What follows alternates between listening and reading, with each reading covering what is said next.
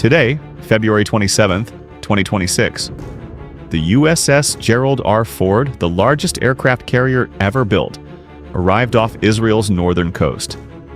At the exact same hour, the U.S. Embassy in Jerusalem told its own staff in writing, "Leave Israel today while commercial flights are still available."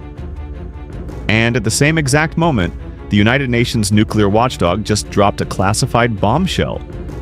Iran has been secretly storing 972 pounds of uranium enriched to 60% purity, one short technical step away from a nuclear weapon, inside an underground bunker that American and Israeli bombs hit last June and failed to destroy. 3 things happened simultaneously today. All of them point to the same conclusion. The State Department officially authorized the departure of all non-emergency U.S. government personnel and their families from Mission Israel on February 27th, citing, quote, safety risks. U.S. Ambassador Mike Huckabee personally told staff, "If you want to leave, do so today."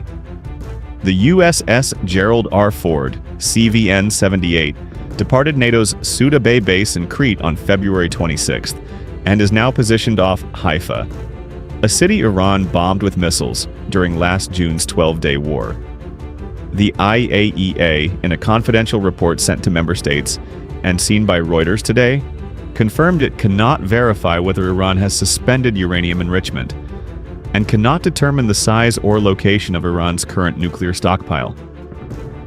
China has simultaneously issued an urgent directive telling all Chinese citizens in Iran to leave immediately. And Task Force Scorpion, the Pentagon's first-ever operational kamikaze drone unit, just confirmed it is ready to strike Iran tonight if Trump gives the order. Before we break down exactly what happened and why this matters so much, please make sure you subscribe to Angel News. We're giving you the real analysis nobody else will touch. Share this with everyone you know, because the US government just told its own diplomats in Israel to get out. And that is not something Washington does unless it believes incoming missiles are coming within days, not weeks. The USS Gerald R. Ford, CVN-78, is the most advanced warship ever constructed. It carries Carrier Air Wing 8, 4 squadrons of F/A, 18E/F Super Hornet strike fighters, EA-18G Growler electronic warfare jets, E-2D Hawkeye airborne command and control aircraft, and MH-60R Seahawk maritime helicopters. It is escorted by Carrier Strike Group 12, USS Mahan, USS Winston S. Churchill, and USS Bainbridge, each armed with Tomahawk land attack missiles and SM-6 interceptors. The Ford departed NATO's Suda Bay naval base in Crete on February 26th, with 4,600 crew members aboard after a 4-day resupply stop. It is now positioned off Israel's northern coast, the same coastline that absorbed Iranian missile fire during last June's 12-day war. Haifa, where the Ford is expected to dock, is home to Israel's Navy headquarters and the country's largest oil refinery, both of which Iran targeted directly in June 2025. Think about what the Ford's position means right now. The Ford is not in the Arabian Sea. The Ford is not in the Indian Ocean. The Ford is parked off the coast of a country Iran has already attacked with ballistic missiles. Combined with the USS Abraham Lincoln, Carrier Air Wing 9, already operating 700 kilometers from Iran's coastline in the Arabian Sea, the United States now has 2 full carrier strike groups, over 150 combat aircraft, and 6 Aegis-equipped destroyers forming a pincer around Iran from 2 directions simultaneously. Here is what the IAEA just told every government on Earth in a confidential report sent to member states today and seen by Reuters. Iran has been storing uranium enriched to 60% purity, just one short technical step away from the 90% required for a nuclear weapon, inside an underground facility at the Isfahan nuclear site. This is the first time the IAEA has ever disclosed the specific location where Iran's near-weapons-grade uranium stockpile is hidden. The tunnel complex's entrance was struck by US and Israeli forces during June's 12-day war. Diplomats who reviewed the facility report confirmed to Reuters, the facility itself appears largely unharmed. The strikes hit the entrance. The uranium inside survived. The IAEA also confirmed it cannot verify whether Iran has suspended all enrichment activities, cannot confirm the current size of Iran's uranium stockpile, and cannot access any of the 4 declared enrichment facilities, Natanz, Fordow, Isfahan, and Arak, that were affected by the June strikes. IAEA Director General Rafael Grossi has warned directly that Iran's 972-pound stockpile of 60% enriched uranium is enough material to build as many as 10 nuclear bombs if Tehran decides to weaponize it. Think about what the IAEA just revealed. The US and Israel struck Isfahan last June. They hit the entrance to the tunnel complex. They thought they degraded the site. They did not. Inside that tunnel right now, unverified, uninspected, unmonitored, sits enough near-weapons-grade uranium to build a nuclear arsenal. And Iran is refusing to let a single IAEA inspector inside to check it. Share this with everyone you know, because the IAEA just admitted for the first time on record that it has completely lost track of Iran's nuclear stockpile. And the last known location of that stockpile is an underground bunker that survived American bombs. But here is the revelation that changes the entire picture of what the US military is actually capable of right now. Bloomberg News reported today, citing US officials and CENTCOM spokesman Captain Tim Hawkins, that Task Force Scorpion, the Pentagon's first-ever operational kamikaze drone unit, is ready to strike Iran immediately. Task Force Scorpion is armed with a low-cost, uncrewed combat attack system. Lucas, a kamikaze drone reverse-engineered from Iran's own Shahed 136 design. The same weapon Iran has used to kill Ukrainians. The same weapon Iran's proxies have used to attack American bases. The Pentagon took that weapon, copied it, mass-produced it, and is now pointing 1,000 of them back at Iran from inside the same region. Captain Hawkins stated directly, "We established the squadron last year to rapidly equip our warfighters with new combat drone capabilities that continue to evolve." That is not a press release. That is a public declaration of operational readiness hours before talks resume. The single most alarming signal of the day is not the Ford. It is not the IAEA report. It is what the U.S. State Department did this morning, at approximately 6 a.m. Eastern Time on February 27, 2026.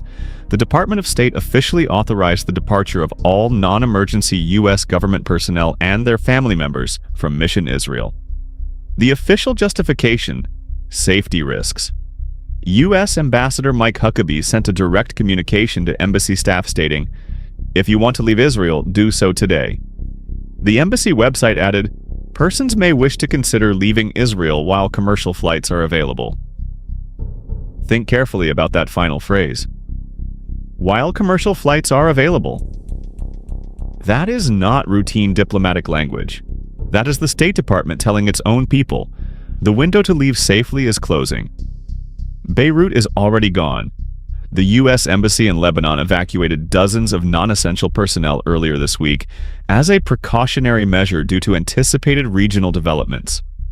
Australia told its diplomatic dependents in Israel and Lebanon to leave. China told its citizens in Iran to leave immediately. Serbia already ordered its nationals out of Iran last week. Multiple governments on multiple continents are simultaneously evacuating their people from the same region on the same day. Think about what a simultaneous multinational diplomatic evacuation means. Governments don't evacuate their people from cities without hard intelligence. They don't pull their diplomats out of allied capitals on a Friday unless classified briefings are showing a threat window measured in days, not weeks. Yesterday's Geneva talks, round 3 of U.S.-Iran nuclear negotiations, ended with a cautiously positive tone. Iranian Foreign Minister Abbas Araghchi called it the best round so far. Senior U.S. officials called it positive. Oman's Foreign Minister Badr al-Busaidi announced that follow-on technical talks will be held in Vienna on Monday. J.D. Vance is meeting the Omani Foreign Minister in Washington today to sustain the diplomatic track. That is the public face. Behind it, the military reality is something completely different. 12 additional F-35A fighters from Hill Air Force Base in Utah are heading to Europe right now, ahead of likely deployment to the Middle East. 6 F-15Es from Seymour Johnson Air Force Base in North Carolina departed this week. 6 more F-15Es from Mountain Home Air Force Base in Idaho are also en route. KC-46 Pegasus and KC-135 Stratotanker refueling aircraft are tracking eastward on open flight data. The White House confirmed Democrats in the House of Representatives are pushing legislation to block Trump from striking Iran without congressional approval. And the White House is already mobilizing to defeat that bill.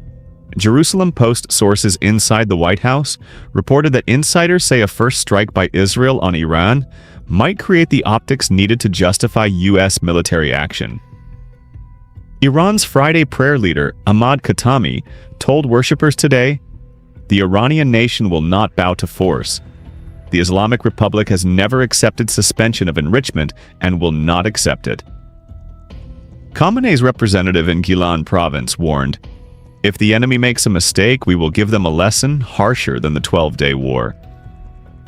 Think about what is happening simultaneously right now, today, on February 27th, 2026. The world's largest carrier is docking in Haifa. The U.S. is evacuating its own diplomats from the same city. The IAEA just lost track of enough nuclear material to build 10 bombs inside a bunker that American missiles already tried and failed to destroy. A kamikaze drone unit is armed and waiting for a phone call from the Oval Office. And Iran's religious leadership is on state television, telling its people that suspension of enrichment is impossible, and that America will regret any mistake. Diplomats are in the air heading to Vienna for Monday talks. Governments across 6 countries are pulling their people out of the region. 2 carriers are in position. The president has a deadline, he said himself. Every indicator that exists is pointing at the same window. Bottom line is this: the USS Gerald R. Ford, CVN-78, arrived off Israel's northern coast on February 27th, with Carrier Air Wing 8 aboard. Carrier Strike Group 12, USS Mahan, USS Winston S. Churchill, USS Bainbridge, in full escort.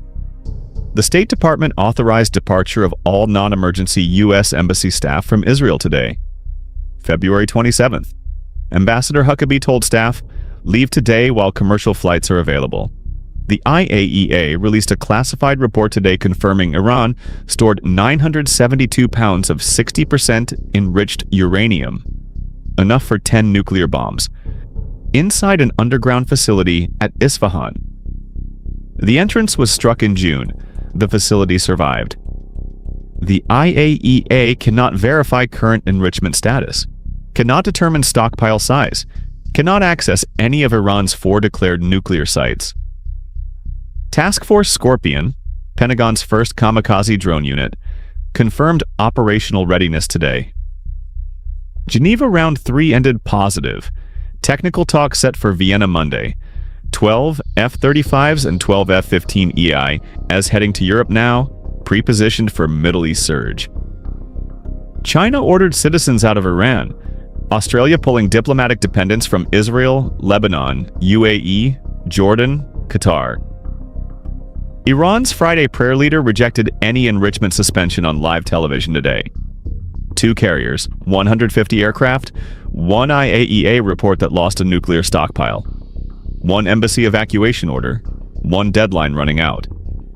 Whether Monday's Vienna technical talks produce the breakthrough that pulls both sides back, or whether the next 72 hours see the largest American military operation since the Iraq invasion of 2003, will be decided in the same window that the world's largest carrier is sitting off the coast of a city Iran already bombed.